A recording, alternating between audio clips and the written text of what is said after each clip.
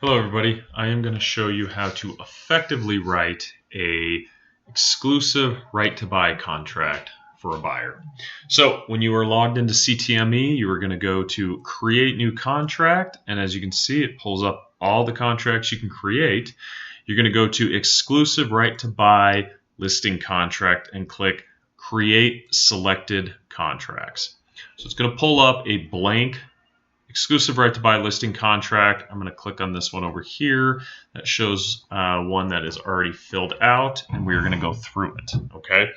So first things first, it's going to ask you, are you representing the buyer as a buyer's agent or a transaction brokerage or broker?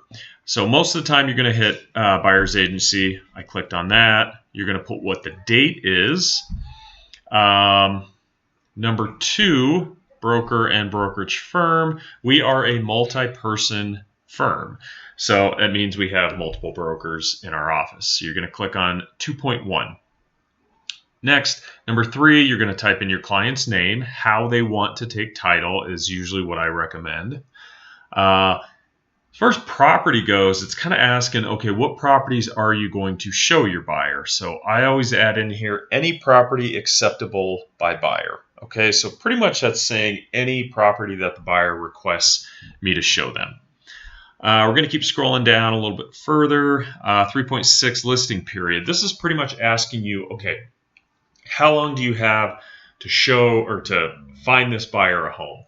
I always do 6 months. Some agents do a year. Either one's fine. I would do at least 6 months though, because you never know how long it could take you to find a property for the buyer. So continuing 3.8.2, computation of period of days and deadlines. So what this is saying is if there's a deadline that falls on, say, a Saturday, a Sunday, or a holiday, that deadline will automatically be extended to the next day that is not a Saturday, Sunday, or a holiday. So I always click will just to give myself a little bit more time as far as the dates and deadlines go. We're going to continue to scroll down here. A box that I will go over real quick, 4.3.1.2, buyer's agency only. So if this box is checked, buyer represents buyer and buyer's agent must treat the seller as a customer.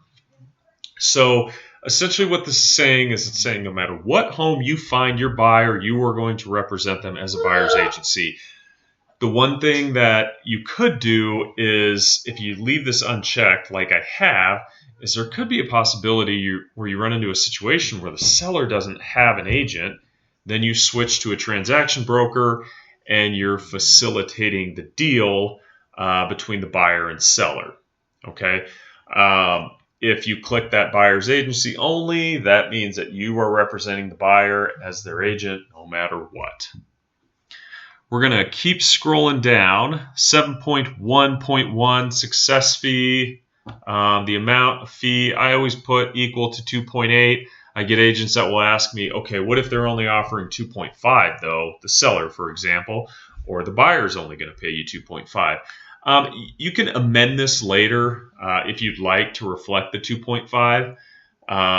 This is saying at least 2.8, or that's kind of how I'm reading it. So if this amount changes at all, you can do amend later and then change it to 2.5 or 2.0, whatever that particular success fee is going to be. As we continue to scroll down, 7.1.4, other compensation, any bonuses offered by the seller, listing agent, or builder. So every now and then you'll see a builder say, hey, if we get this home under contract by the end of the month, we'll give the buyer's agent a $5,000 bonus. So essentially what you're saying is, hey, that bonus is going to me, not the buyer, and the buyer understands that. As we continue to scroll down, 7.3.1, listing brokerage firm or seller may pay buyers obligated to pay. This one is extremely important.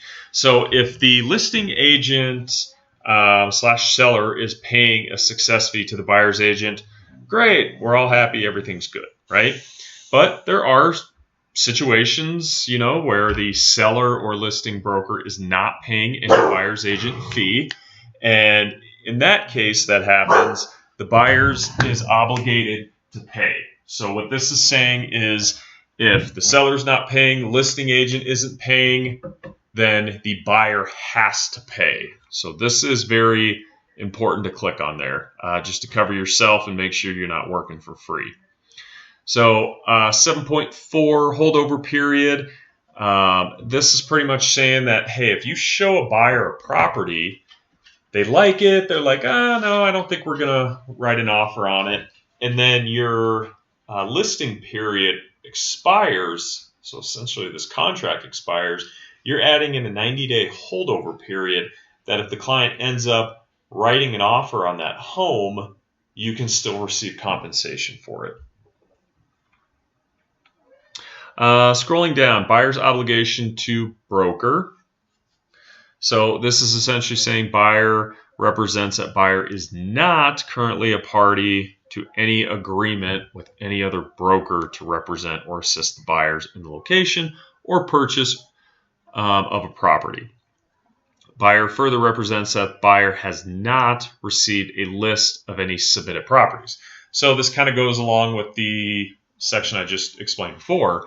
So essentially this is saying that, okay, buyer is not signed with any other agent and they haven't given you a list. Let's say they were working with an agent and that agent showed them 10 properties and one of those properties they still like. You kind of want to know if that other agent has a holdover period and if one of those properties you're showing them is one on there. Just again, important to kind of cover your own, saying that buyer has not made you aware of any of that. We're going to continue going down. Disclosure of buyer's identity. Broker does have buyer's permission to disclose buyer's identity to third parties without prior written consent of buyer. I've had some buyers ask about this, and usually what I say is, well, this is just in case, I'm reaching out to an inspector or I'm having a lender give you a call. You're giving me permission, or essentially I'm having them reach out to you and giving them your name. Okay, it's the same thing with let me think, inspections, appraisals, all that good stuff. So you're just letting them know what the buyer's name is. You're not selling their information or signing them up on any email mailer or anything like that. Next is additional provisions. This section also is very important. So we have a ton of clauses in here that you can add to this. The few that I definitely like to add is one, the inspection. Okay, so notice to buyer regarding inspections. It's at close to the very bottom. You can add this in if you click on it and hit insert. It's going to add in here pretty much saying that you have told the buyer that they can get a general inspection, structural, radon, sewer, well, any inspection they want, essentially. Okay. There's another one that I'll add in here. Buyer's been advised that there's home warranties available to purchase, or we can ask the seller to add that in there. Another clause that we have had to add in recently has to do with the buyer's agency commission. Okay, so this has to do with if a seller is not paying a commission to the buyer's agent, you're essentially just letting the buyer know that, hey, of course we want the seller to hopefully offer a buyer's agent commission. If not, buyer's responsible for the success fee. So it's this one right here, and you can insert it in here, and it says as follows. Sellers have the option to pay a success fee or not pay the success fee. When viewing homes, should the seller of the property being contracted on by the buyers not pay the success fee, as agreed to in the exclusive right to buy listing contract, like we talked about up here or above, it will become the buyer's obligation to pay the broker's fee at closing. So essentially what we're saying is if we go under contract on a home that the seller or listing agent is not paying the buyer's agent fee, we're pretty much telling the buyers that they will be paying it. Like I say to all buyers, I will inform them ahead of time if a fee is being offered or not. Okay. As we continue to scroll down, electronic notice, you can add this in here. How are they going to receive notice if they're deciding to terminate or terminate this contract or the contract to buy and sell? Pretty much what we're adding in here is recipient of fax, email, or I put NA. Okay. I've seen agents put social media in here before.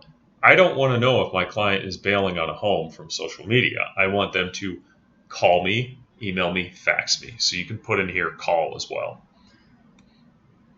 We're going to scroll down. You want to type their email in here just so you can email them the contract and everything.